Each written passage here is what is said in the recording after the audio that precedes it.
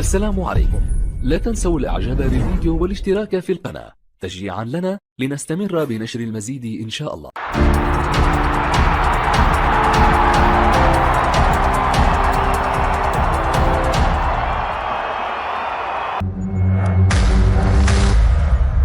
الأهلي،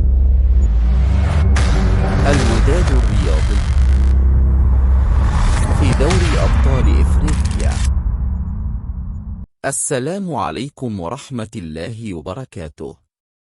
في دوري أبطال إفريقيا، فريق الأهلي بقيادة المدرب السويسري مارسيل كولر يواجه تحديا صعبا في مباراته هذا الموسم عندما يحل ضيفا على فريق الوداد المغربي في إياب نهائي دوري أبطال إفريقيا. ستقام المباراة على ملعب محمد الخامس في الدار البيضاء. يتطلع الأهلي إلى تخطي بطل المغرب واستعادة اللقب الذي حققه في النسخة الماضية من البطولة. الأهلي يسعى للفوز بلقب دوري أبطال إفريقيا للمرة 11 في تاريخه، بعد أن حقق اللقب في الأعوام 1982 و1987 و2001 و2005 و2006 و2008 و2012 و2013 و2020 و2021. أما الوداد المغربي فيسعى للتتويج باللقب الرابع في تاريخه، بعد أن فاز بالبطولة 3 مرات في الأعوام 1992 و2017 و2022.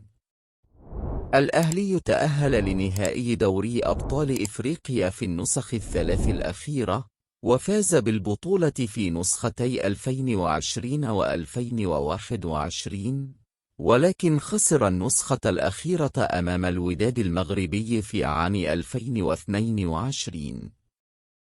يحمل الأهلي الرقم القياسي في وصوله لنهائي دوري أبطال إفريقيا بواقع 16 مرة، يليه الزمالك والترجي ب8 مرات لكل منهما.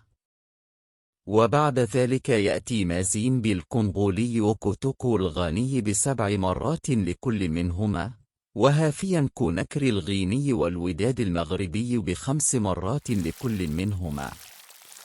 وحقق الرجاء المغربي اللقب 4 مرات.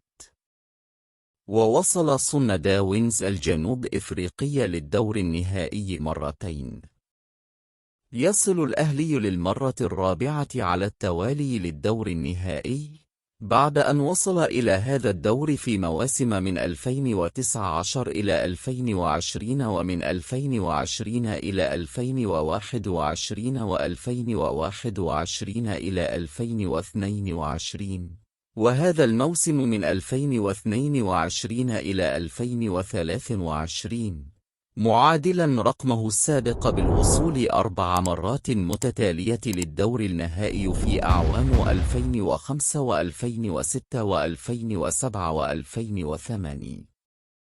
ولم يتمكن أي فريق آخر سوى هافي كونكري الغيني من الوصول للدور النهائي 4 مرات متتالية، وتحقق ذلك له في عام 1975 و1976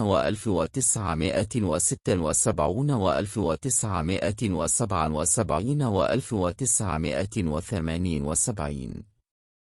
موعد مباراة الأهلي والوداد المغربي هو في 10 مساء بتوقيت القاهرة. ستقام المباراة على ملعب محمد الخامس في الدار البيضاء. نشكركم على حسن المتابعة، نرجو منكم الدعم والاشتراك في القناة والإعجاب بالفيديو ومتابعة موقعنا أحمد شريف .com للمزيد من الأخبار الرياضية.